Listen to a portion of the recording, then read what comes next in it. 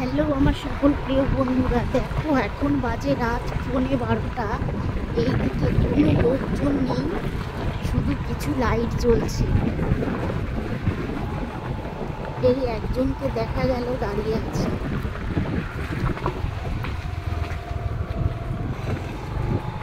কোথায় চলে গেল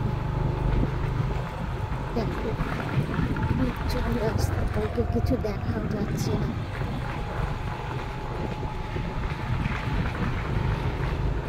পৌনে 12টা বাজে আর সব শুয়ে পড়েছে। পুজোর সময়, পুজো তো এসে গেল, ঘরের দৌড়ে মাঠে পুজো।